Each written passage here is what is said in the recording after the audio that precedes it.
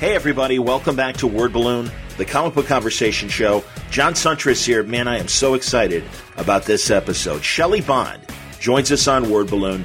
First time she's ever been on, first conversation ever with Shelly, and I felt like we were very simpatico. I feel like she would have been somebody I would have hung out with in college. We both come from college radio backgrounds, which I'm sure doesn't mean much in today's youth culture, but back then those were the cool kids that knew the brand new music and had first exposure to it and couldn't wait to share it with the audience.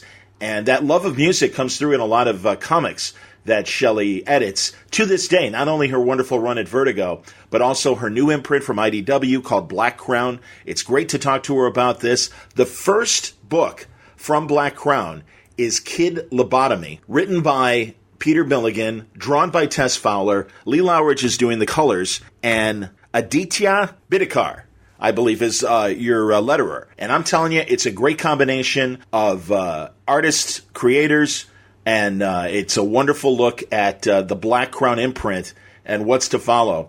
Really interesting pair-ups of creators, both old and new, and I'll let Shelly go into the details of that, and also the environment that she's creating with the Black Crown imprint.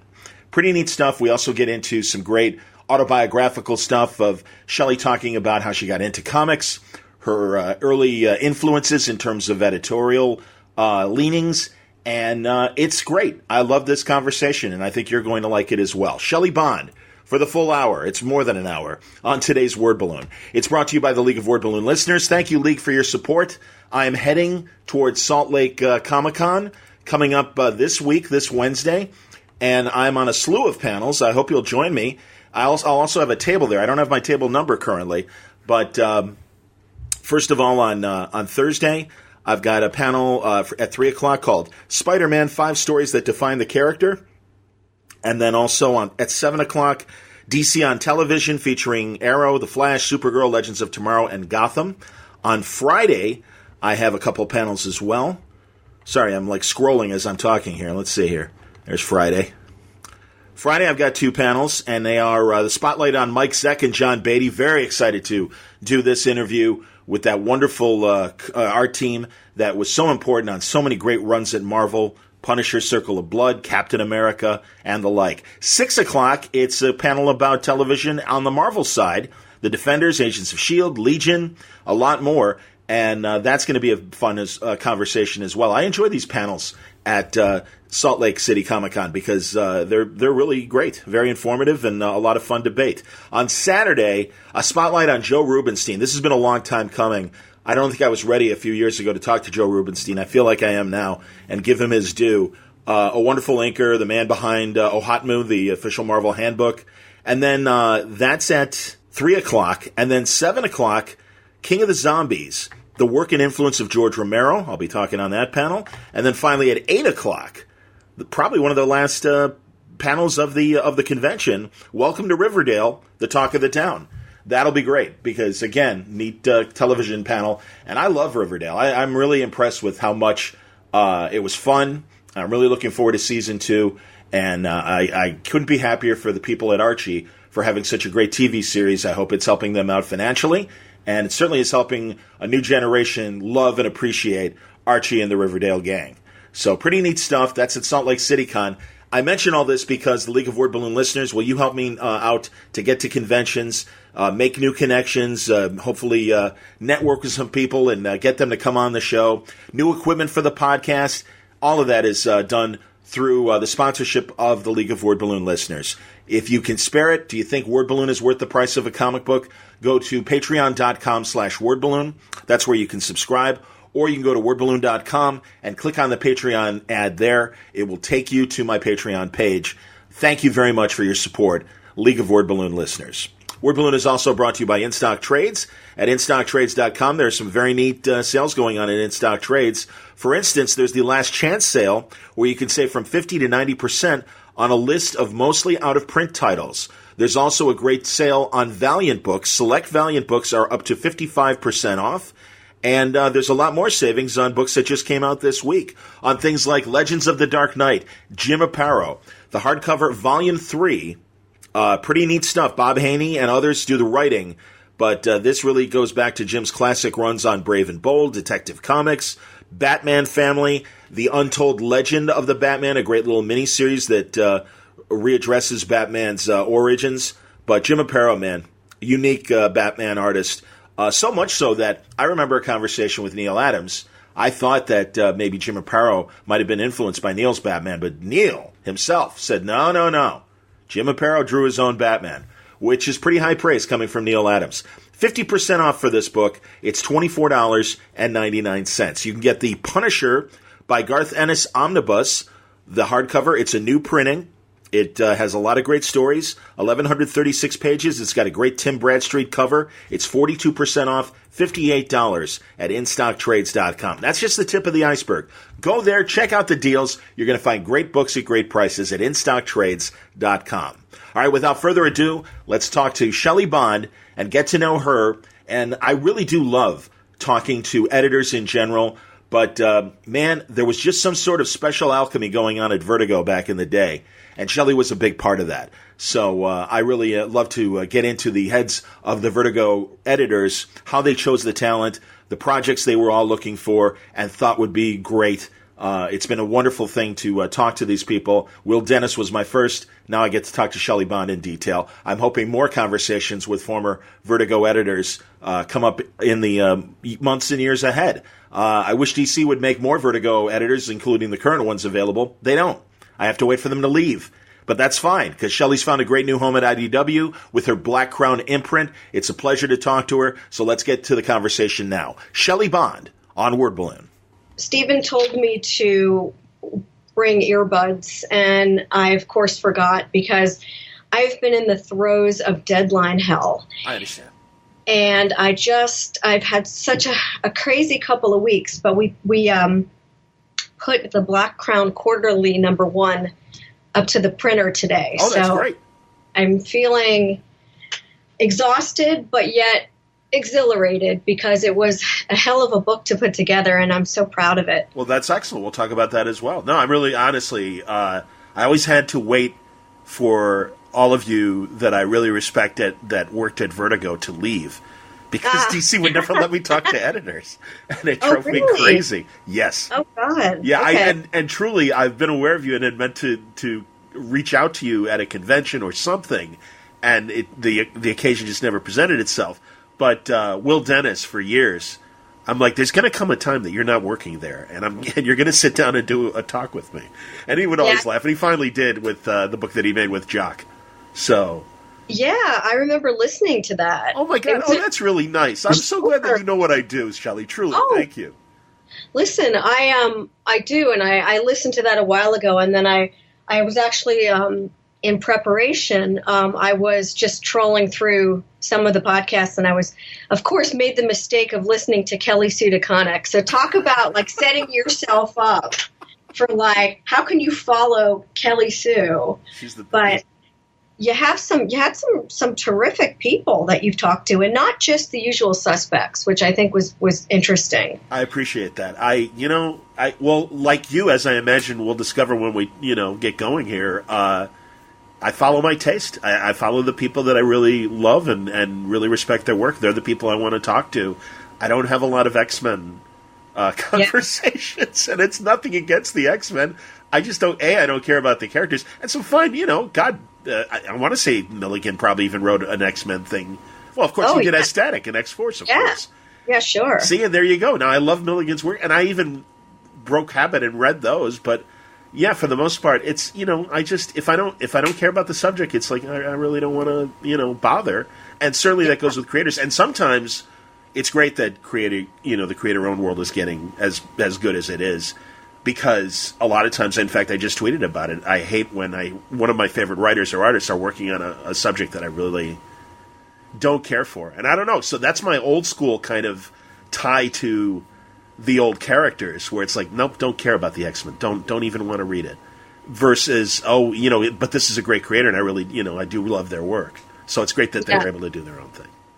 Interesting. All right. Anyway. All right, well, yeah, if you're ready, we'll begin. I'm ready. I wanted to ask you a couple of questions about this stuff. Sure. So, So basically, you're recording this. Do you do any edits, or is this pretty much just going to go as is? I do it as is, but I mean, honestly, like, hey, it's just comics. If you say something, you're like, oh shit, I really shouldn't have said that or whatever. Totally fine. And I mean, honestly, like Jen Van Meter is a type of person that likes to sit and think about her answers, so I'll tighten it up from that standpoint and things. But yeah, I mean, I'm just kind of hoping for the conversation to flow. Okay. I warn you, I'm not the best interviewee. I tend to ramble. No problem. And I noticed with Kelly Sue, she's so much fun to listen to because she's just like so off the cuff. Yes. And I figured there were, expletives are fine. Totally. If they're printed. Okay. Yeah. No. I come from radio, so this is a pleasure to be unfiltered. And, fun. Yeah, I was going to say, you definitely have a radio voice. I was a college DJ. So that's great. You see, and I kind of could tell from your music taste and stuff. You're from that world of college radio and stuff when it was great. I hope our musical taste either is somewhat simpatico, or you're going to be open to some suggestions, because I definitely am an elitist about music, probably even more so than comics.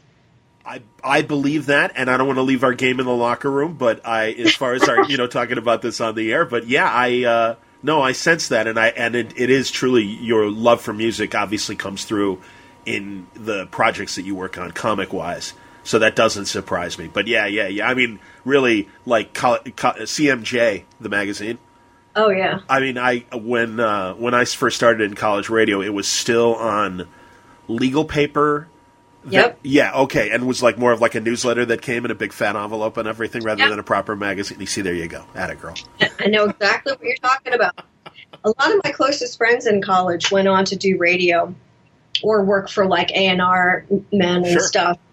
And it was a tough decision because I studied film and video and audio production.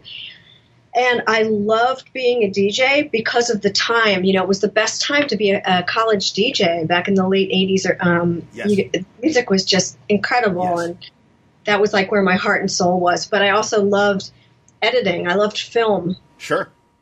And I was a little too short to be a great cinematographer, but I could carry the equipment and I could edit. And I found that editing was actually editing tape.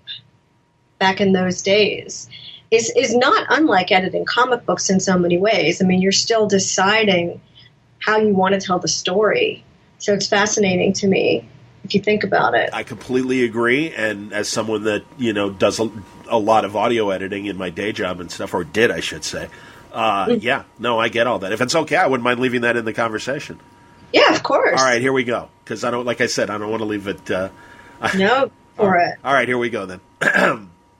This is really a pleasure to welcome Shelly Bond to Word Balloon because I'm a longtime fan, and as I was saying, as I was saying off the air, getting Will Dennis, it seems like I always had to wait for you Vertigo people that I really admired to leave the company, and then you guys can talk. So clearly, you're on my father's payroll, but thank you for saying that. No, it's a pleasure, truly, and congratulations. This Black Crown imprint sounds amazing because it has an editorial purpose beyond the fact that it has the Shelly Bond brand to it, truly. So explain the conceit behind Black Crown. Okay, sure. Well, first of all, thank you for noticing. And God, I don't know how much someone paid you to interview Will Dennis. My God, that guy. Whoa, that guy he just is well, we'll save serious talk about Will for later because we go way back, as I'm sure you recall from his interview. He talked about me for about 20 seconds, I'm sure. You know that we have a history because we were friends in college. I didn't know that, and no, I do. I want to get into the origin of Shelly Bond, but I want to. I understand, and certainly IDW is probably like, hey, talk about Black Crown, will you? And that's, and of course you're real. I know you're excited about it. We were just talking about this before we started recording, but yeah, let's at least find out what makes Black Crown different from other imprints. Okay, then we'll make fun of Will Dennis later, as long as you promise. Absolutely. Okay, so Black Crown is an incredible endeavor, I will say. I've never been this excited about a group of projects before, and I've been in the industry for a quarter of a century. I can't believe that. It doesn't feel like it, but it's true. And the books that I'm going to be putting out on Black Crown are the ones that really mean the most to me and really reflect my point of view. Black Crown is not just the name of the imprint, but it's a way of life. And it's also the name of a pub that exists on a street. And I put street in air quotes if you can see them. Sure. Because basically what Black Crown is it's a shared environment. So imagine, if you will, your favorite high street in Chicago or in New York. For me, it is New York. It's St. Mark's Place, which is pretty much where I came of age in the 90s. But your favorite street, the place you would go to get that 12-inch import or that rare Michael Moorcock signed book, that's the place we're creating at Black Crown. And the street itself is anchored by the pub.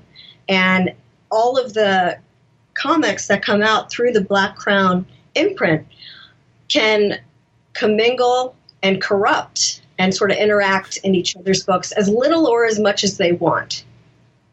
Okay.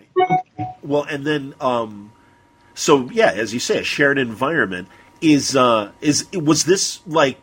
this your idea? Is this what you wanted to do? Like leaving Vertigo and having the opportunity to come and create this imprint? Was this the plan? Yeah, absolutely. I mean, when I left Vertigo, I pretty much couldn't work for a little while, and I spent the summer just reading and writing and tap dancing a lot. That's my secret hobby. Fantastic. But I basically took the summer. I hadn't had a summer off since 1979. Wow. I've already pretty much set up my age, so, I might as well just go all out. But I come from a family business, so my dad always put my sister and I to work and worked through college and never really had a summer where I could just be a slug and be a slacker. So I really let myself do that for 3 months, and I was lazy and had a great time. But, when you're into comics and you're into story and you're into pop culture, your mind doesn't stop. I was going to art galleries. I was doing a lot of my own writing, because when you edit for 25 years, usually you don't have a lot of time for your own stuff. Sure. So it was liberating in so many ways. But pretty much by the end of the summer, I had the bones of Black Crown together. And there were always people in the industry that I wanted to work with who were perhaps a little too indie for Vertigo, or maybe they just didn't like the corporation. And so I knew that when I put together my own imprint, I was really going to just go for a very selective group. As you probably know from reading some of my titles, I'm really, really picky about not just the story, but art and design. Sure. So knowing that I was going to put together a small imprint, I only wanted a very specific coterie of talent. And I guess just working over the years, the greatest thrill for me as an editor was always to get the main idea, try to figure out what the writer wanted to achieve, and then bring in an artist who not only would complement the writer's vision, but perhaps twist it, turn it upside down, rip it apart, and then let it become something else on the page. So I always knew that if I did something on my own as far as an imprint, I would really want no shackles. I'd want to just be able to go with my gut, not have to jump through hoops of fire for approval, and really just let the art happen on the page, because that, to me, is the magic of comics as an art form. You bet. And the goal of Black Crown for me, the personal goal, is to elevate the art form at all costs. I was reading a Paste interview you did, and you said, too, that you want to pair up established people with new people as well, which I think is a great idea. And how did Kid Injection become the first book? Well, Kid Lobotomy. Pardon me, I'm sorry, Kid. That's okay. Kid Lobotomy. Kid Injection could be a long lost cousin to Kid Lobotomy. My jokes are terrible, by the way. You might just want to put a permanent laugh track down. No, but I like the jam. That was good and that was fair, because yes, Kid Lobotomy, please. You told me you were sick, and I was going to give you a break, and I'll make sure to go easier on you. But one of the important things, as you just mentioned about Black Crown, is that it's not just bringing in new people. I mean, any company can do that. But what I hope I can do that's a little bit different is bring people together from disparate places and really unite the old and the new. Mm-hmm. And whether that means like the hardcore veteran, like Peter Milligan, who's been around the block and then some, and I think he's been writing since '84, if I'm not mistaken, cool. Which makes him a lot older than me. But there either. But uniting someone like Milligan with Tess Fowler, who is, she's certainly one of the cool punk voices of our times, but she's an artist who I think is really just like reaching that creative apex in her work. I have been really fascinated in watching her career because I know she started in heavy metal about 10 or 12 years ago, and she was sort of a protege of Simon Bisley. And he's one of my favorite artists and favorite people in comics. Sure. And so watching Tess evolve from those days into the tremendous artist that she is now is great. But she was definitely one of those people on my radar when I was at Vertigo. She was on my list, and I never quite had the opportunity to reach out to her. And it was just fortuitous that last year when I was starting to put together the imprint, I just felt it was the right time to reach out for her. And we have, we had a similar situation happen to us at the end of last summer. And we kind of started chatting online, and it kind of grew from there. And I was able to show her a few of the pitches that I had for Black Crown, and she actually liked them all. But there was something about Kid Lobotomy that really blew her mind. And I thought, wow, I think it'd be really interesting for Milligan to work with a very bold, smart female artist who takes no prisoners in person or on the page, and who could really bring an interesting twist to the concept. No question. And yeah, I love the team up, and that's interesting that's how it came about. So did the writers then basically gave you their pitches for what they would do with Black Crown, and then you're the one that's then suggesting artists? Is that how it pretty much went, or is going? Well, it really started with me reaching out to people whose work I admired, and sometimes that means I'll meet someone at a convention and I'll just have a chat with them, and I can usually tell within 5 or 10 minutes if this person is the kind of person who I want to work with, whether I want to see if they can write. Of course, they have to have talent, but I really only want to work with people who are serious about comics and being professional and delivering on their promises. Because I think people in comics get a bad reputation sometimes because they're all in at the get-go, but when it comes time to actually deliver on those monthly deadlines, you can't find them. I hear you. The best advice that I always give people is do the work. Prove you can do the work. And that's number one. I mean, the work has to be magnificent, of course, but first you got to get it done. And that's something that is really tough. I've been around for long enough to know the excuses, and they come on fast and furiously. And I can see someone hiding under a drawing table at 50 feet. And those are the people who really, I guess maybe I'm a little jaded, but I don't have the time being a one-woman operation to have to constantly do that part of the job. So the people that I'm working with are people who I feel like not only want to deliver the work on time, but they want to deliver their best work ever, because I'm only interested in stories that are going to linger, that are original, that you haven't heard before. And even if you think you've heard something like it, you truly haven't. You just have to open up the page, open up the book, and start reading, because I think that's what's going to be fascinating about Black Crown, unexpected angles. That's great. And honestly, both from the creative standpoint, but also hitting the deadlines, because I want to ask you, because obviously you're a proponent for women to get, better opportunities and stuff. And I think, honestly, most people are on page with, yes, we want to see more voices. We want to see more varied voices, people of color, people of different orientations and both sexes to be better represented. Sometimes the question is, can they make those deadlines? There's a lot of new voices that are demanding to be heard, but truly, it's also it's, getting the book out and getting it out in a reasonable time. So, yeah, that people can discover you and that you can be on a decent schedule, because obviously you and I have lived through those decades of great ideas that sometimes don't even finish. Oh, absolutely.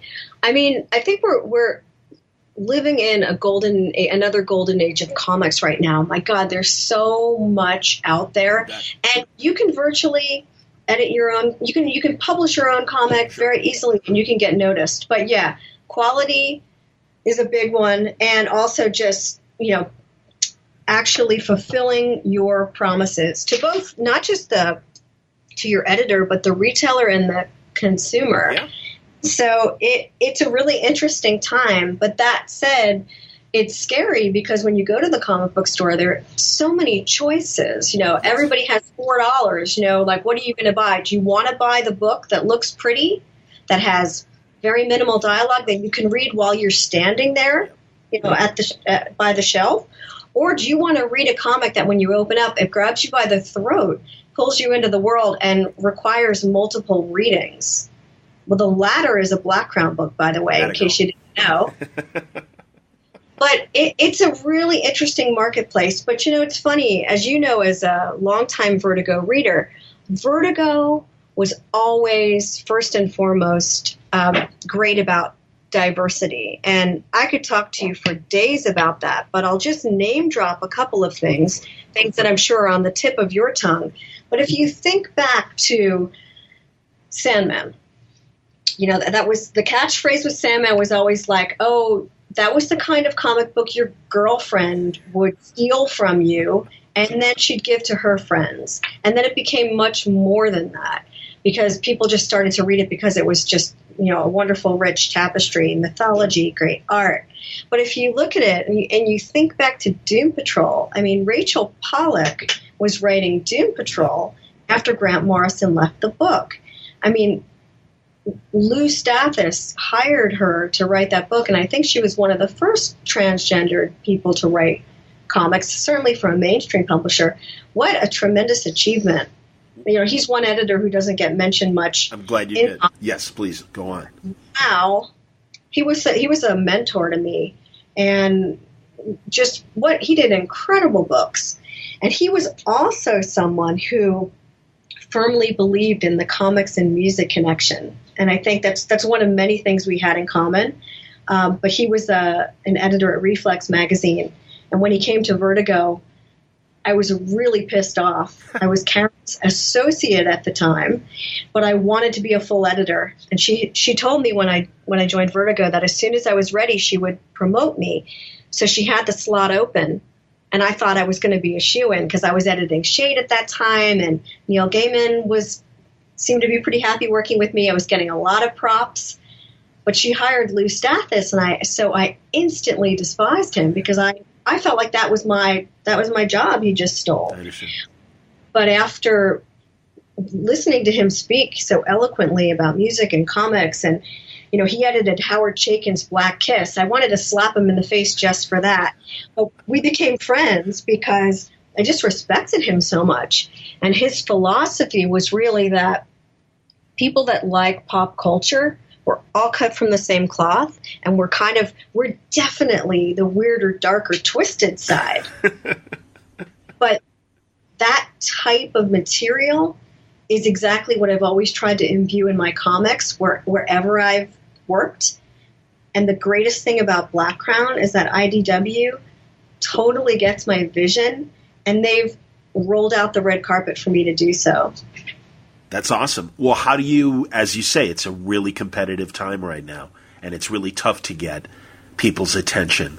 So what do you do? Because really, a lot of times it comes down to a cover. And I, by the way, I think the covers for Kid Lobotomy look great. But yeah, I mean, like, what do you do to stand out in today's environment? produce quality stories. You know, at the end of the day, people want to be wowed and they want to be entertained and they want to be educated too. I mean, I think that that's one of the real brilliances of writers like Peter Milligan and Grant Morrison. You know, not only did they write weird, quirky, surreal shit, but they were geniuses. So they're imbuing their readers with just a wealth of knowledge and information. And maybe, you know, maybe my IQ isn't 180, but man, that stuff sticks. And I can tell you that over the years, reading comics just, it's so gratifying because of that. You know, and then throw in artwork, you know, by people like Bill Sienkiewicz, you know, real innovators, Matt Wagner, people that can really, Gilbert Hernandez, people that tell stories unlike any other. What a great experience. I think that's what comics can do best. I feel like, you know, you have Netflix, you've got TV studios, you have films.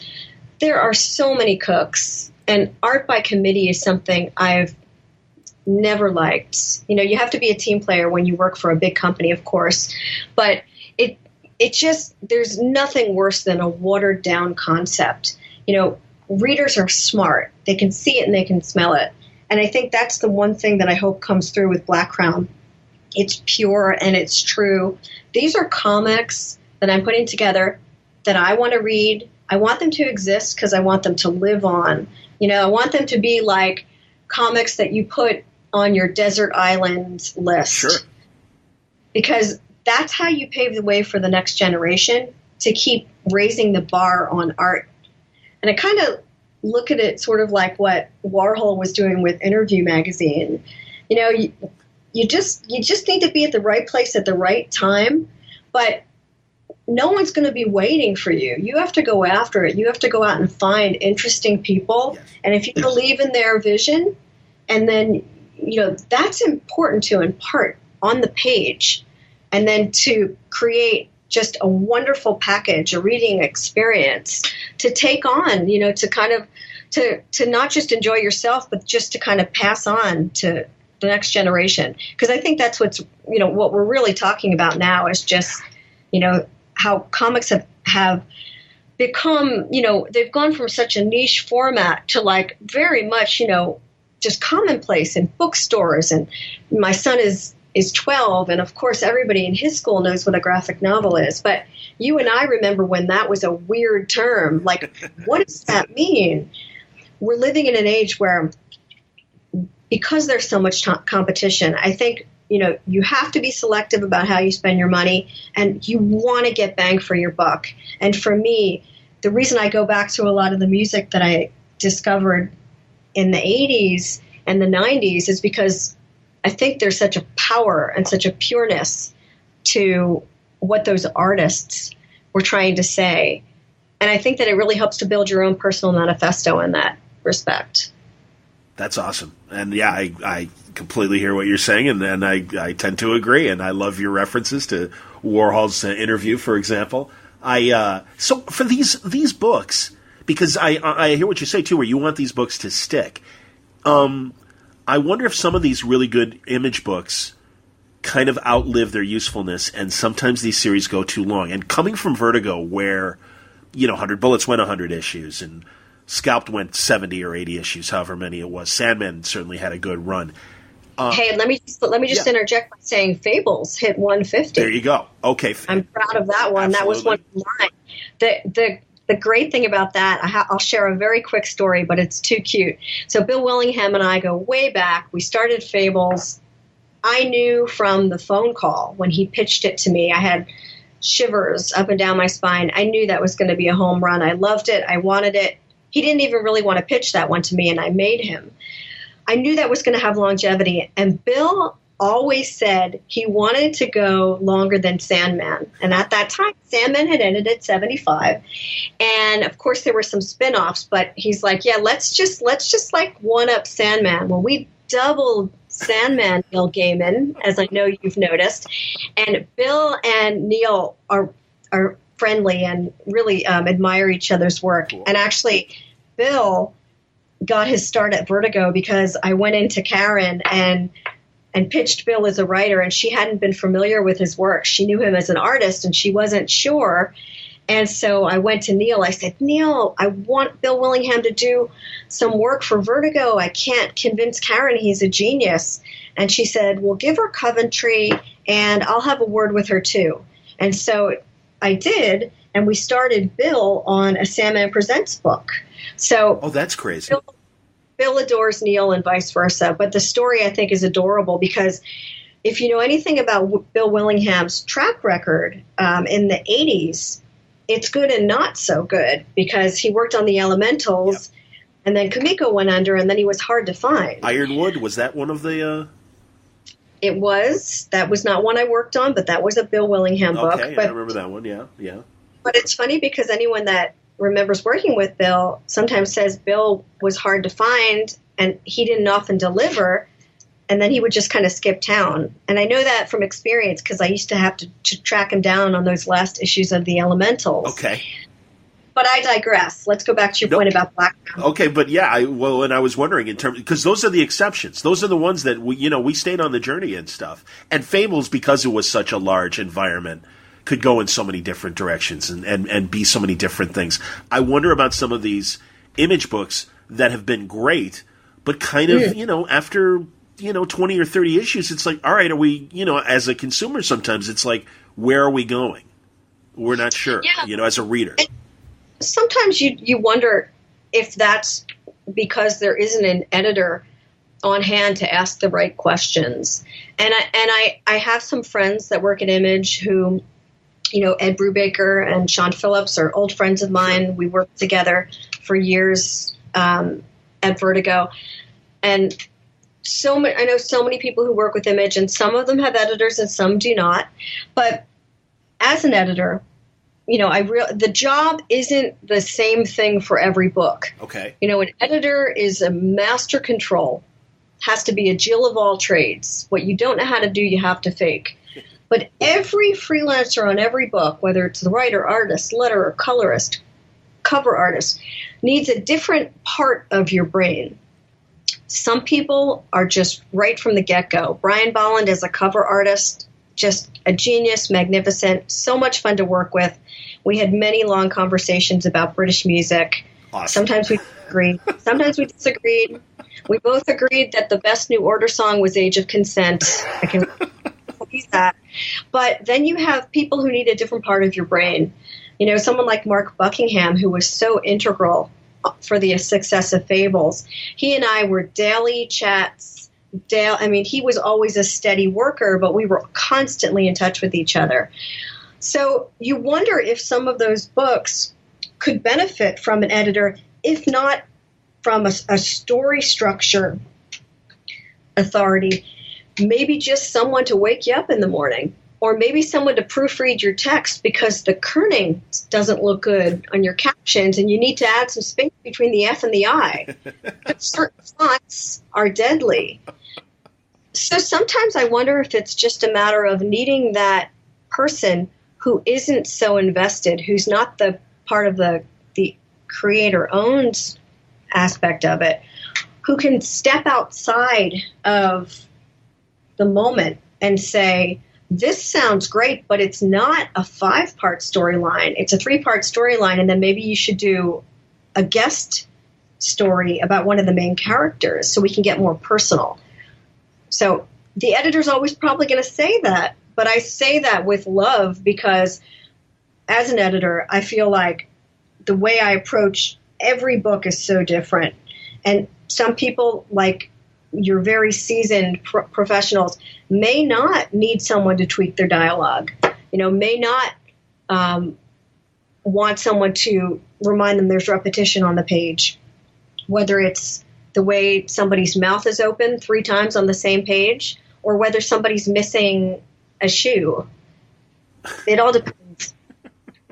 Okay, because that's the thing I think, and evidenced in a lot of the books that you edited at Vertigo. And I'm not even sure if it was just a decision between creators and yourself, or was it the powers that be saying, "All right, we'll give you 8 issues, but that's it," versus, hey, this is a great idea. We love this. Go.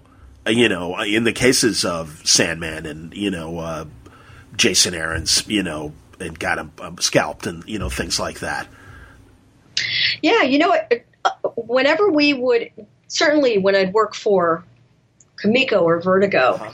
I had no idea you went that far back, by the way, which is awesome with Comico. So we'll get to the origin, but go on. Yeah, I told you were a little bit older than me, so it really does warm my heart to know that. Usually with most projects, certainly at Vertigo, when we worked for Karen, especially, we would have writers pitch us just a paragraph idea first, and then we would build it. We would certainly not buy something unless we were pretty sure that the first storyline was solid. And in a case like Fables, that concept to me, from the get-go, yes. I felt like it would go on and on. Yes. And I also knew that Bill could handle it. The concept itself is nothing if the execution isn't original. And if there's one thing that Bill does so well, he carves his own path. He's going to meet you in the woods, and the two of us are going to get out by different means. And I can assure you that his way is not what you think it is. So a lot of the times when you buy a project, you have a pretty clear idea of what the beginning, the middle, and end is. Now, whether or not what you think you buy and then what comes out on the page is the same thing, that's another story. And some editors are very hardcore and stick to their guns, and they really feel like it's important to hit all the story beats. That's where I differ, I think, from a lot of other editors, because I have a visual background, and I believe that comics are very much alive, and they need to grow, and they need to happen fast. So that's another reason why I think part of my editorial philosophy is you get in fast, you make sure you have a strong framework, but you don't want to overwrite, and you don't want to overthink, because you lose so much of the energy. There were times where there were pitches that would come in, and I won't say which company, but because I worked for 3, but people would get grilled and they'd have to rewrite their pitch over and over again. They'd spend 6 months. They feel like they already wrote the story and they don't even like it anymore. Sure. So a smart editor has to know, okay, when is enough, and who is the person who is really interested in making this a unique story, making this unlike anything else, and making characters who are not two-dimensional, characters who say things that matter and that don't just have money lines at the end of a page. That's what I find interesting, and that's what I also wonder about with some of the other companies. When they're buying projects, are they buying them just based on a name, just because somebody wants to do a book? Or are they buying them on an original idea? And if so, are the artist and writer team challenged to actually take this seemingly brilliant idea and then just move it to next level? Okay, interesting. I as far as Black Crown goes, how many books are ready to roll, and how are they going to roll out? Well, Chris Ryle and I have had this worked out for a very long time. I've only been technically working for IDW since February, but I met up with Chris last winter and pretty much pitched him the line. It must be said that on my last day at Vertigo, which was, I think it was April 29th of 2016, I got an email from Chris Ryle. And to be honest, I didn't know who the hell he was. I knew him by reputation because one of my former assistants worked for him, so I knew his name, but I could not have picked him out in a lineup. I hear you. Even if somebody was going to break my Bowie vinyl collection, I would have been certainly would not have picked him out. And he wrote me a quick email. He said, "Hey, I was bummed to hear that you're no longer at Vertigo. If you still want to stay in comics, please let me know. Would love to chat with you." And I was really touched by that. Sure. And I wrote back, "Hey, can't really work until the end of the summer.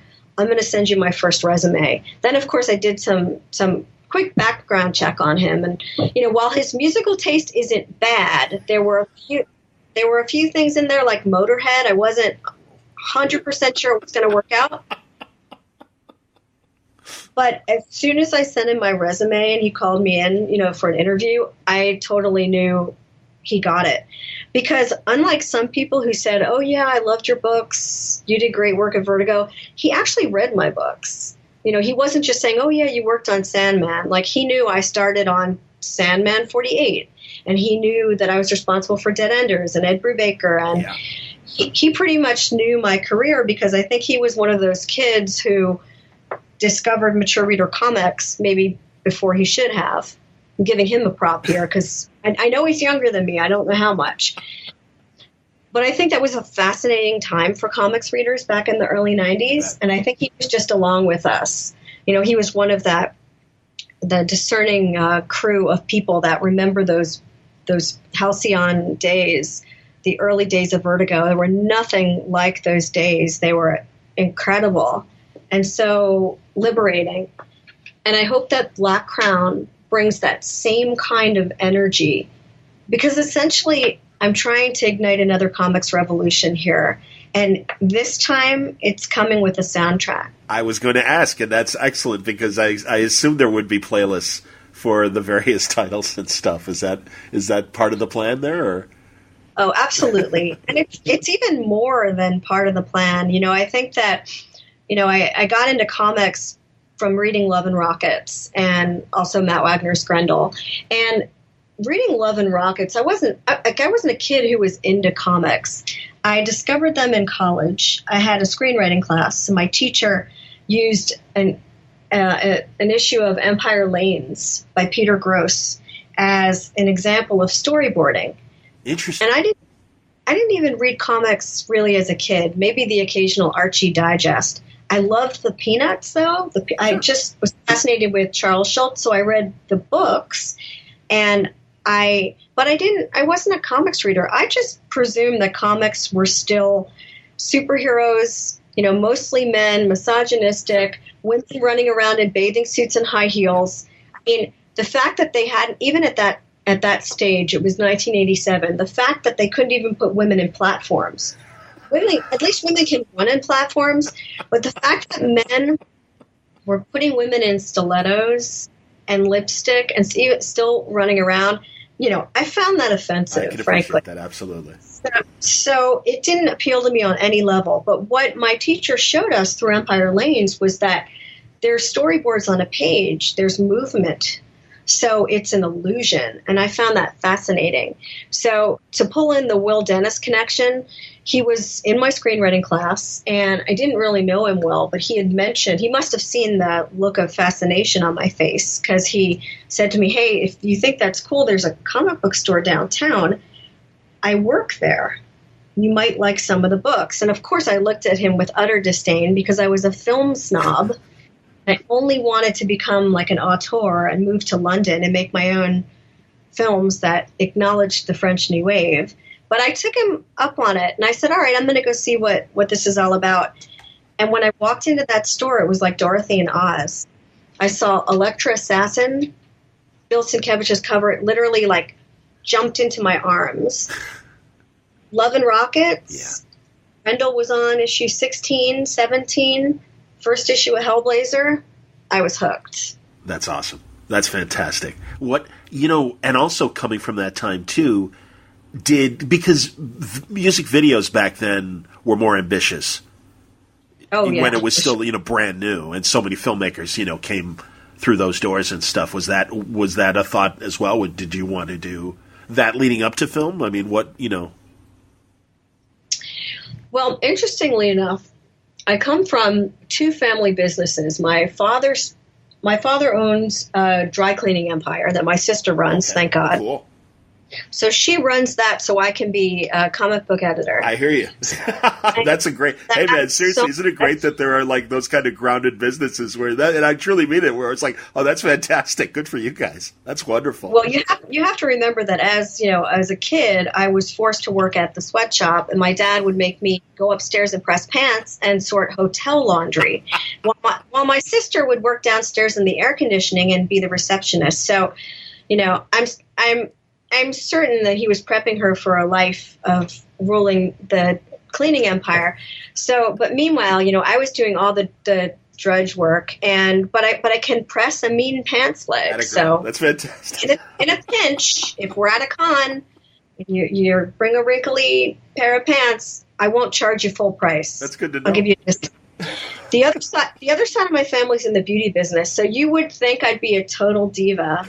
We've got dry cleaning and beauty business, but my grandfather owned a beauty school. And from when I was a little girl, I wanted to be a tap dancer and also be a hairstylist. But I didn't just want to cut hair at a corner salon. I wanted to work for Tony and Guy, who were these innovative hairdressers in London, who everybody now sees their products in drugstores. But back in the early 80s, my uncle had the opportunity to go into business with them, and he did not. And that's all I'm going to say. He's still very friendly with the owners of the company, but he still hits himself for not investing because he's billionaires. Wow. But I wanted to do video hair design. I think as far as music videos, I probably wanted to do that too, but I had just as much fun taking copies of VHS of the Jam Snap and myself and my friends in those early videos. So I don't know if I wanted to shoot and direct music videos, but they were a big part of my life, and so was DJing. Actually, that's cool. That's cool. I'm a huge Paul Weller fan. Anytime he comes to Chicago, it's like, oh yeah, yes please. Well, it's nice to actually hear someone say that, because I am the only one that goes to the Paul Weller shows, and it's always been like that. My husband he's British, and he tells me all the time, whatever you do, never admit to your British freelancers that you love the Style Council. Oh, I love the Style Council too, of course. Believe you, thank God I have another friend. I was going to make a hot summer joke, and that it's good to hear, because I like it all. I'm a big fan of the Jam. I love the Style Council. Yeah. I don't know what people were thinking when they were just slamming on Paul Weller, but I could see it coming from the Jam the Gift. I don't know about you. I could see that evolving. And I think his solo stuff is great. I saw him perform in the early 90s. I was by myself. Nobody would ever go to the show with me. And I would just go front row and just go crazy. That's great. Like I said, anytime he's in Chicago, I make sure that I make time for it and everything. And the Style Council, just the lushness of it. And again, I guess I get it. And certainly for Jam fans, it feels like a slap in the face, I suppose.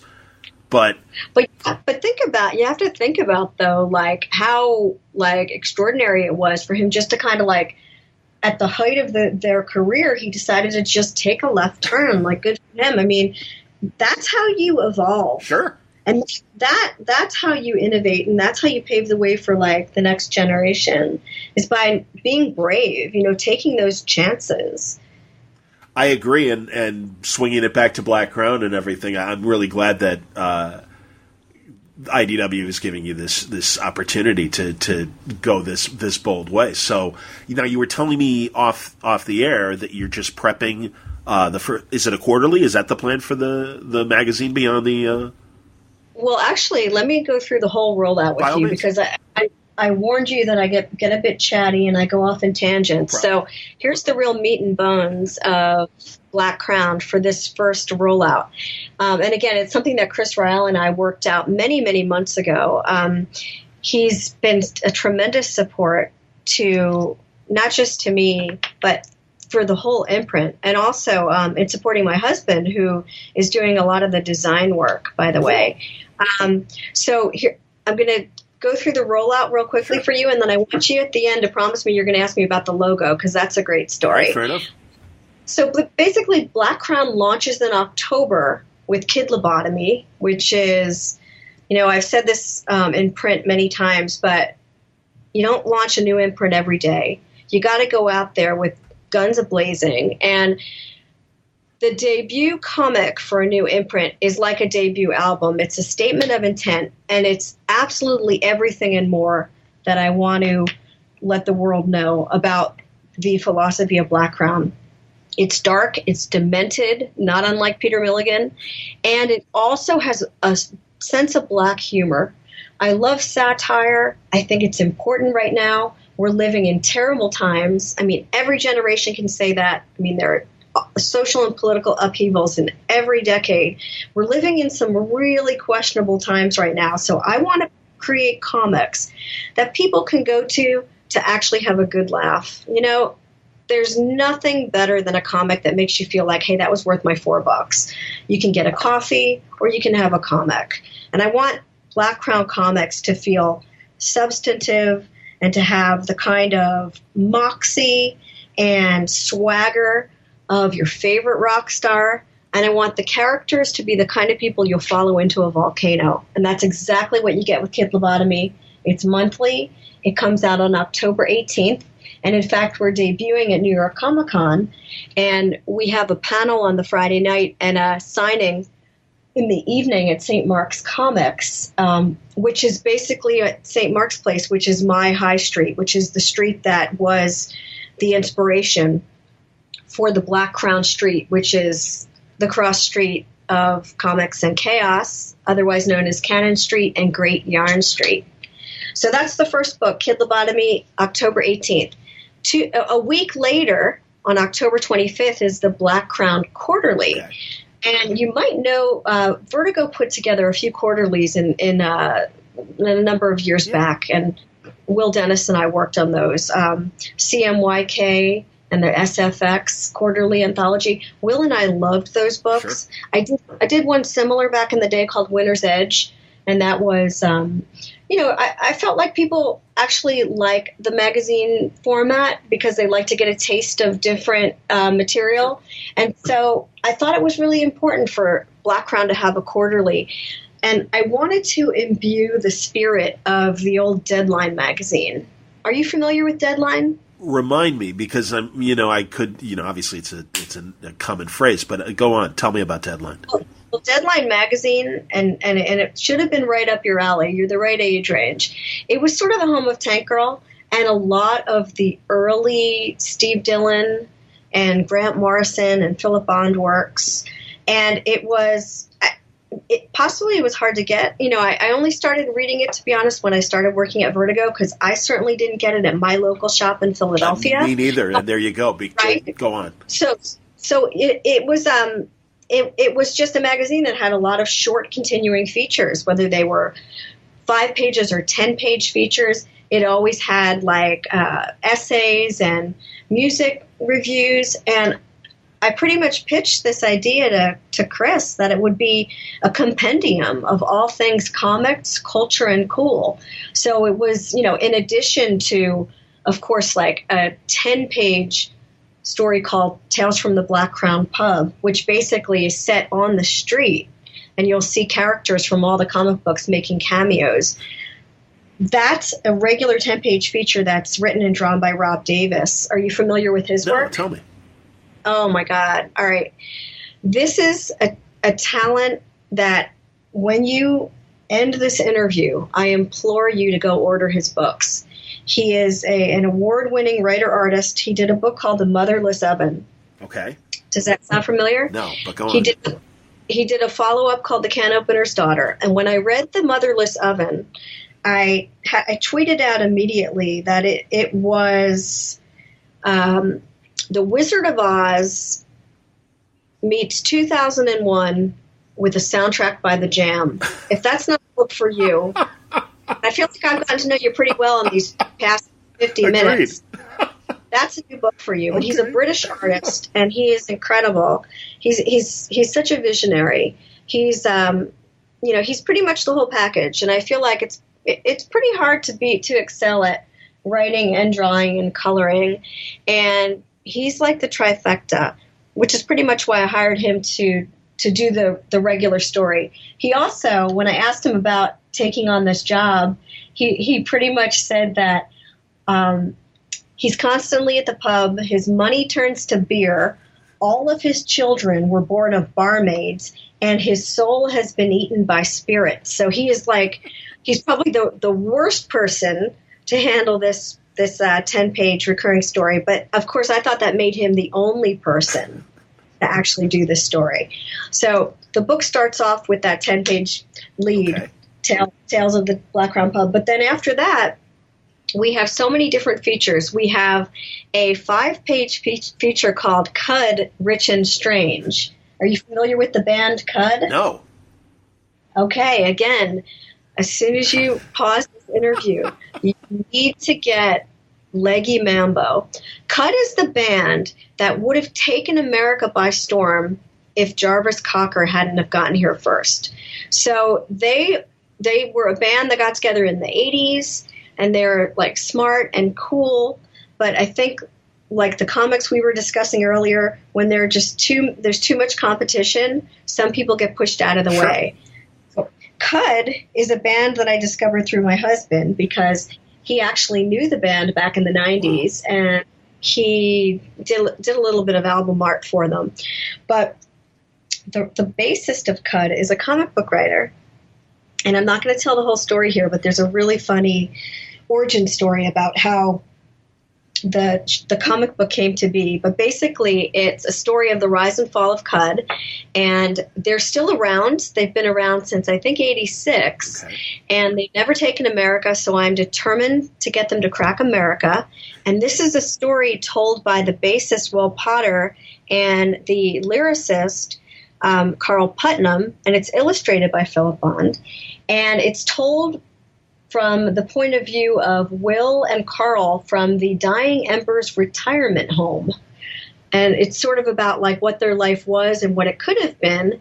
And it's really funny. I think you'll really enjoy it. Interesting. That sounds great. Well, and also the Black Crown feature reminds me, at least in description, of almost like a Munden's Bar, but with more purpose in terms of obviously just kind of unifying the environment and having characters, that you're going to see in other stories, whereas Munden's Bar was really, you know what I'm talking about? John Ostrander? Oh, sure. Okay. Of course. Cool. And the other thing that you'll see in the quarterly is you'll see previews for some of the other books. Okay. There'll be a couple story pages, but you'll get so much more than that. We have interviews with the teams, we have essays about different subjects. And also there's a feature called Cannonball Comics, which is kind of part Exquisite Corpse, part New Talent Showcase. So basically that's my love letter to St. Mark's Comics.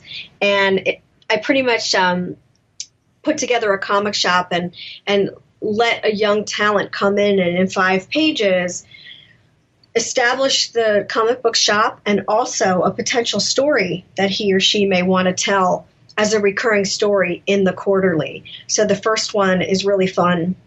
It's a genre story about a couple of kids who sort of fall into this heist situation that's pretty deadly. And the other thing that I definitely want you to know about the quarterly is that there's a feature that's recurring on page 48 called Hey Amateur. And it's something I've always wanted to do. It's how to do anything in 9 panels. And this was a way for me to reach out to people from all different parts of pop culture. I start out with Cindy Whitehead, who is one of the Hall of Fame skateboarders. She was inducted. Yeah, it's pretty cool. She was inducted in 2016 into the Hall of Fame. And Joan Jett was the person who actually did the speech and welcomed her. So Cindy is really cool. She's had a rad career in the 70s. To use one of her words, rad, which is very California, and it's very Cindy. She's one of the coolest people I've met in many, many years. She has a website called girlisnotafourletterword.com, and I met her through Jim Rugg, who's also one of my favorite cartoonists. Great guy. Who I'm not to. Genius guy. I always have to qualify that. I married my favorite artist, but there are many favorite artists who are favorites that I'm not married to, but he's up there. He could be number 1.2 on my list. So he introduced me to Cindy, and Cindy is doing How to Do an Ollie in 9 panels with this amazing young artist named Nicole Gao. So that's a feature that will be recurring every issue. One other thing I want to share about it, I'm giving it all away, but it's so cool. There's a feature called Swell Maps, which is basically a 2-page feature that traces the history of musical groups city by city. So we start with Leeds, and of course, Cud started in Leeds. Okay. So there's a nice little crossover there. But it's written by Kathy Unsworth, who also is a fascinating force of nature. She was one of the youngest female journalists in England. She was 19 when she first started working for Sounds.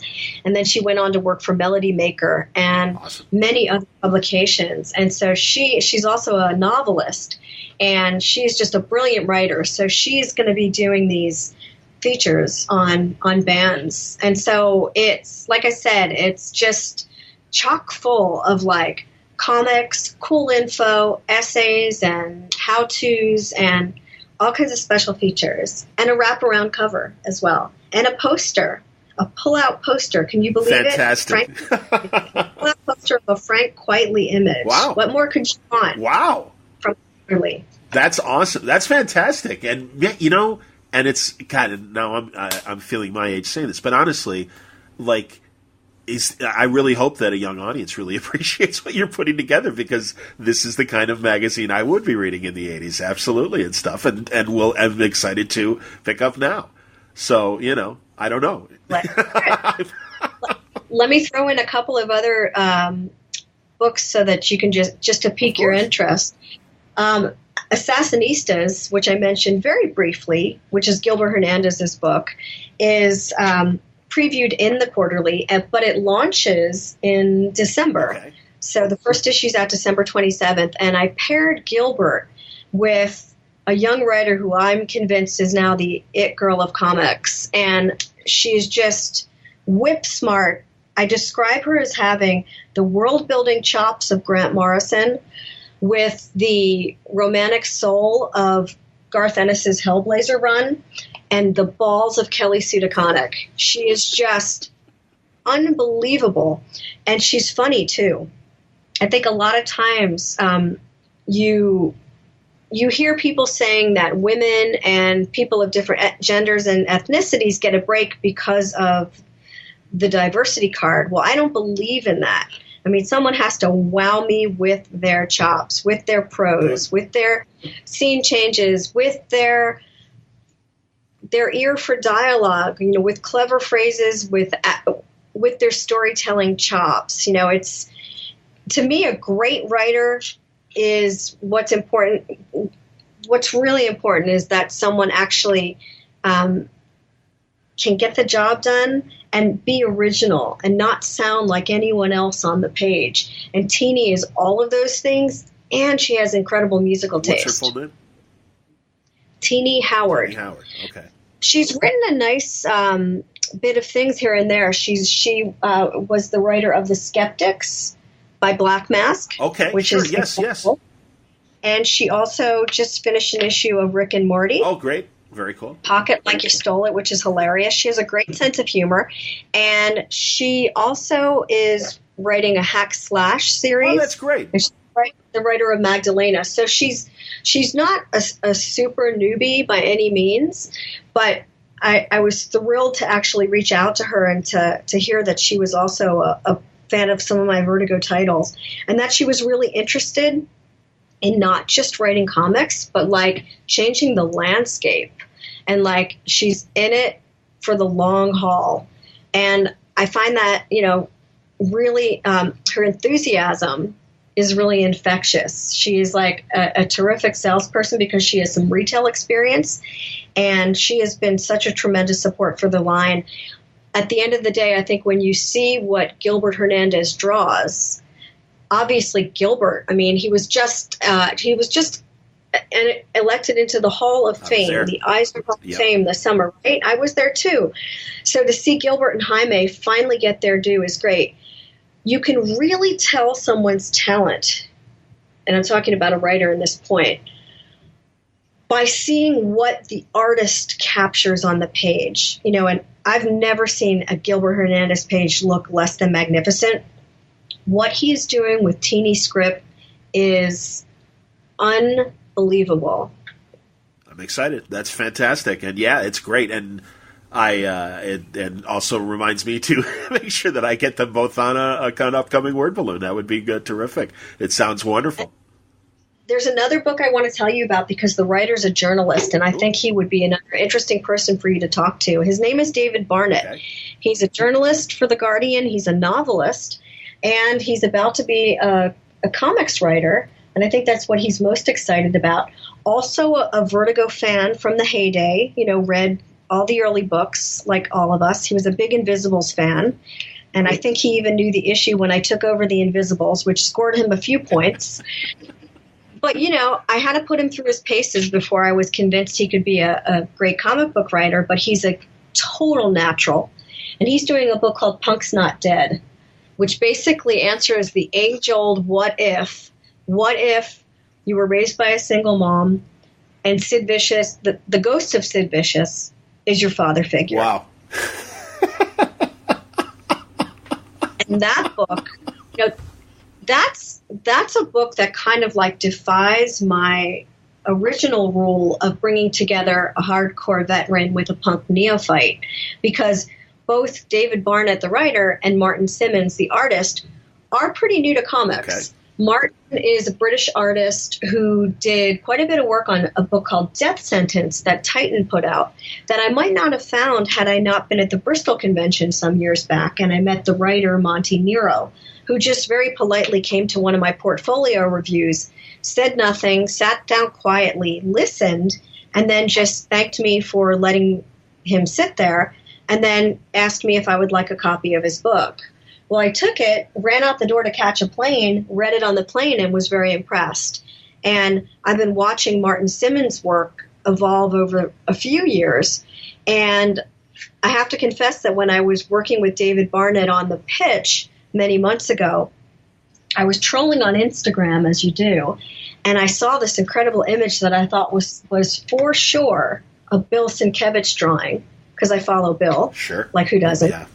And when I looked closer, I saw it was by Martin Simmons, and I went, shit, Martin Simmons, wow, he's really like upped his game. So I reached out to him just to compliment him, and he was very taken aback and didn't really believe it was me, but called him a few days later, and I said, hey, I've got this project. You want to do character sketches on spec? And I sent it to him, and he sent me back sketches that got him the job. I mean, of course, I looked at his storytelling, and if he couldn't tell a story, I would not have hired him. But, man, did he deliver on those sketches. And we just knew it was a home run. And so it's been a dream team ever since. And they're working on their third issue right now. And that's a book that comes out in February. So you'll also see a preview of the book in the quarterly. And David and Martin do a really funny interview. They interview each other at a pub. So it's a fun interview that you'll also get in the quarterly. Wow. Well, now tell me about the logo, the Black Crown logo. Well, the short story about the Black Crown logo, if I can even do short story. You can take as much time as you want, Shell. It's all good. I'll make it short. So when I knew I wanted to do Black Crown, and I knew that I wanted to work with my husband. You know, he was one of my freelancers at Vertigo, but in the early years, you know, I fell in love with his work from the get-go. It was when I first started working on Shade. Philip did a guest artist issue with Glenn Dillon, and as soon as my eyes hit the page, I was smitten, and I said, wow, who's this artist? I love his art. I want him to draw everything for me. And of course, Karen chuckled and said, good luck. He doesn't deliver often. And I was like, well, he has not met me, and I can charm him into delivering. Well, for the first 4 or 5 years, we were friends, and I didn't get him to deliver too much. He could often help us with a handful of pages, but he was clearly the kind of artist who worked paycheck to paycheck to get into the pub, because he was still a student. He was in his early 20s. I would go to shows, and we would just hang out. We were friends. We fell in love when we were working on The Invisibles because there was no choice. Grant Morrison said he Philip had to do a whole storyline, and Karen said, do what it takes. So I called him twice a day. I sent lots of care packages. At that time, it was hard to get Oreos where Philip lived in England, so I would charm him with mixtapes and Oreos. Sure enough, I somehow convinced him to not only finish the book, but then to move to the States and marry me. So anyway, enough said about the marriage. It's 17 years. But when I was working at Vertigo and we were married, it seemed like a conflict of interest, and I really didn't want to cross that line, to be honest. It didn't feel right. And Philip certainly worked for other companies and worked for other people at Vertigo. But the greatest joy that I've had since leaving Vertigo is working for a small company that really doesn't care. You know, Chris Ryle said to me from my interview, I love Philip's work.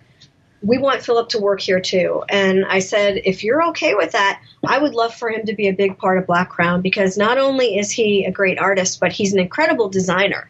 And so Chris was like, absolutely, to the point where when we had another meeting a month later, Chris took us out to lunch, and I swear he didn't make eye contact with me at all. He and Philip just talked the whole time, which made me very happy because I could enjoy my lunch. But, it wasn't that funny, but it was a true story. So anyway, back to the logo. So I knew Philip was going to be my secret weapon. I knew he was going to be my partner in crime. And I pretty much didn't want to over art direct him because I think he's a genius. You know, in addition to the advice from an editor, the 3 words are do the work, 2 words, marry well. I married my favorite artist. I married an incredibly talented guy. I said, I want 3 things from the Black Crown logo. I want a black crown, obviously. I want a logo that doesn't need any typography to know what it is. So, of course, we have a font that we use that's brilliant, but eventually, hopefully, we'll just have the icon. And 3, I want this logo to have so much swagger, not unlike the Rolling Stones tongue logo, that I want Andy Warhol to crawl out of his grave to appropriate it. Philip did this logo on one take, and that's talent. And I have not looked back. I think you can't come out of the gate with an imprint without a logo that says it all. You know, not unlike the debut book, encompassing all the aspects of your line, whether it's horror, crime, a satire. Your logo has to say those things too. It has to say modern. It has to say, I dare you. All those things, I hope, are connoted by this logo. And Philip has been not just tremendous support in helping me through all aspects of the line in terms of doing artwork, but he's also really been like the main designer of everything from the ads to the quarterly to newsletters. Anything that we do, I definitely do a little bit of the design work because I've always been a frustrated art director, and I took an Adobe Illustrator class, so I'm a little bit, you know, I'm also doing a bit of the design. He's really the heart and soul of the look of Black Crown. And in some ways, we're packaging it for IDW. We're certainly working with their wonderful staff, and everybody there has been amazing and supportive. But I think Philip and I have a really clear artistic vision for the line that's bold and graphic and cool and in some ways very much like design you recall from England in the 90s. You know, the ID magazine, Select, Deadline. We're really channeling those vibes and then twisting it a bit, making it 21st century friendly, but uber cool. Incredible. That's fantastic. Honestly, it comes through what you're trying to do. And I do think really, and I really think this is, I'm relieved because honestly, I think, like I said initially, it's tough to be heard in today's comic market with all the competition, but the talent that you've assembled and the editorial direction that you're taking and everything, it sounds like, again, that, God, I want the audience to find this. Are the retailers excited? Are they, you know, I mean, are you getting good support? Yes, they seem to be very excited. And I've one of the greatest things about working with IDW right now is that it's great to be with a company that just lets you be you. And I knew that grassroots was going to be a big part of this. And I really did want to speak to the retailers. You know, going from a huge corporation where there are sound bites and talking points and people are careful and people are worried. It's just nice to be with a company that lets me go back to my own roots in comics, which is indie all the way, and like walk the walk, talk the talk, and really deliver on my objectives here. You know, the books are going to be beautiful. The production values that IDW puts on all their titles are top notch. We print in Korea, which means the books have to be ready early because they're delivered by boat. So I am editing a script from Peter Milligan that I just finished editing issue 4. Tess Fowler's drawing, finishing up issue 3. I've got 4 scripts of Punk's Not Dead in. I've got 3 scripts of Assassinistas in. Gilbert's working on issue 2. We're working at a pace where we're at a good clip, and we're going to nail those deadlines, and we're going to ship on time. And the other thing we're doing, which I'm sure you'll remember, I'm taking one of my favorite things about the early Vertigo years, which was that brilliant idea of putting a trade out and then taking a month or 2 off, putting the trade out with the next issue of the ongoing. So when you see the first trade of Kid Lobotomy, you're also going to get issue 7. So not only will you have the reader buying the collection, but they're going to get the next part of the story. And that worked for Why the Last Man.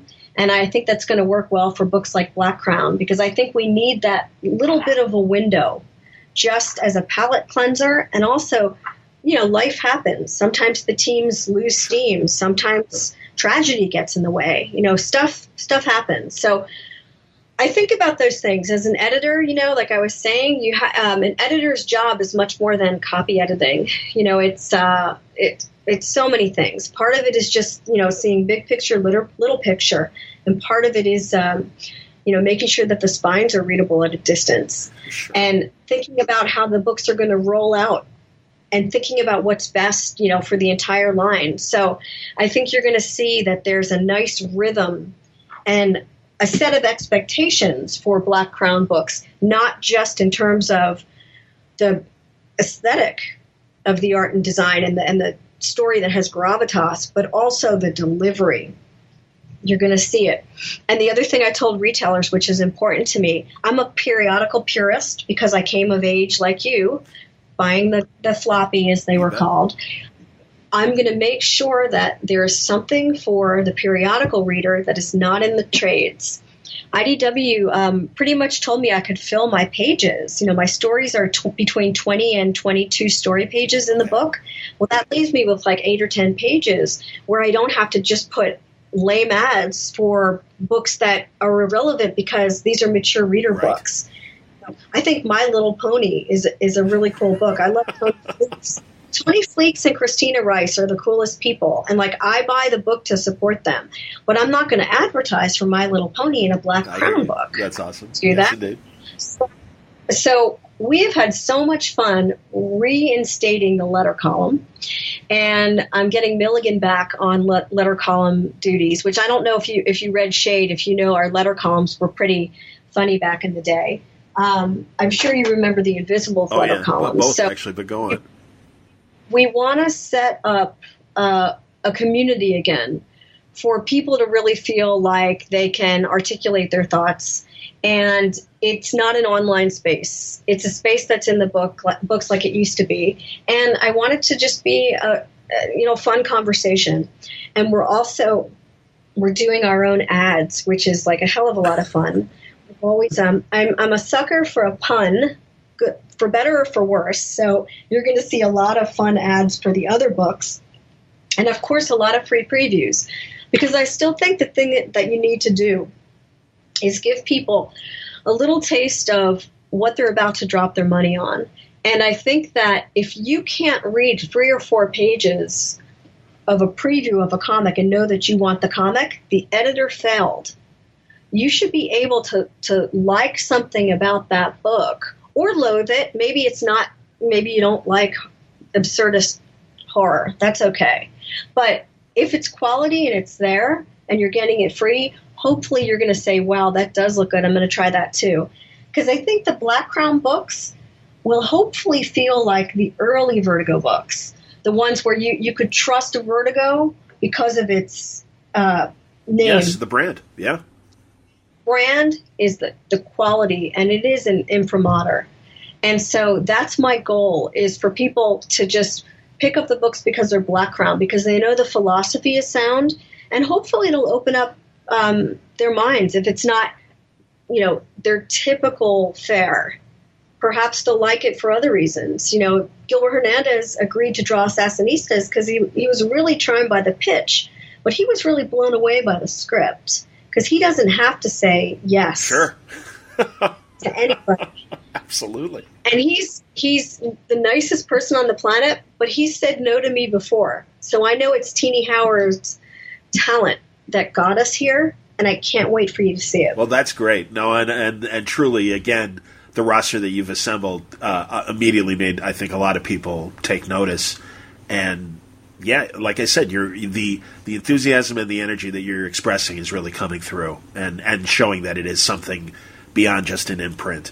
And yeah, you get it, Shelly. I mean, that's why you, I think, did so well for so long at Vertigo, and we trusted your projects and stuff. And absolutely. You. And yeah, and honestly, it's I always feel like on a first interview I don't want to like impose too much, and I know it's after 6 your time, so I would love to pick up the conversation and talk more, because I'd love to hear about the Kamiko days, and I think right. Scene of the Crime is probably part two. That?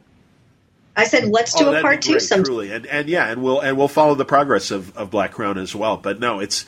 Did I hear you say Scene of the Crime? Yes, I did, because I loved it so much. I mean, that was too. That was me too. Yeah, and I think because that really was, I think, the first Brubaker thing I read. Wow. In the early '90s, with the exceptions of things like Invisibles and Shade and things like that, there was so much. The Image Revolution, and I understand it brought a lot of readers and stuff, but it kind of turned me off to those kinds of comics. And as we were saying earlier about Deadline, my stores weren't carrying a lot of the cool books, and I really had to find the good stuff, and probably missed a lot. And so, yeah, I kind of have a blind spot in a lot of the mid-'90s because of it, and it wasn't until the late '90s and things like Scene of the Crime and what Rucka was doing, and Terminal City, maybe? Terminal City, certainly. Is that what you said? Yeah. I was gonna say, all right, I want to make sure we're talking over each other. Yeah.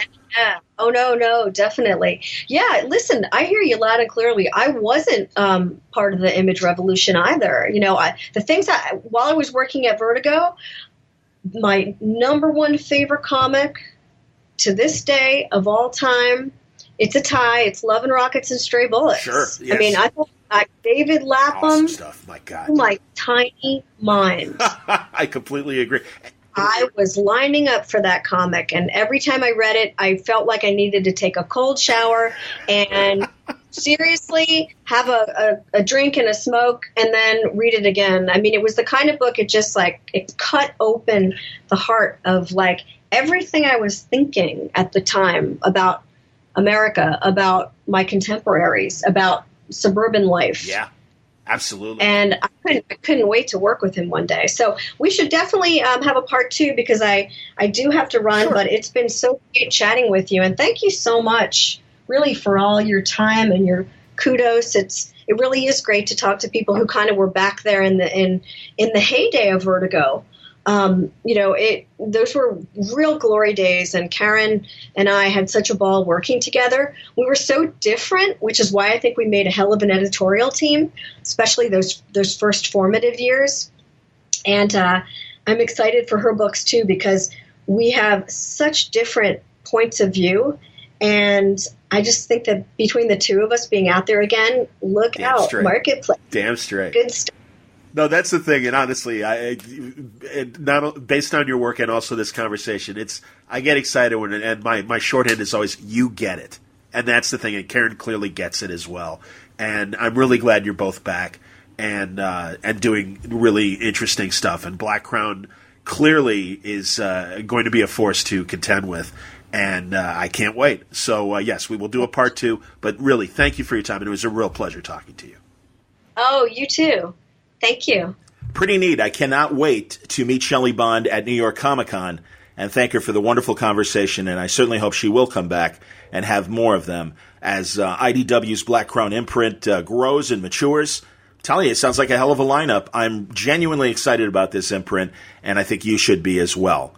But great talking to Shelly today. The final order close date for Kid Lobotomy is September 25th. I hope you go to your comic book store and order it because it's going to be a great start to a new imprint, and you should be there right on the ground floor.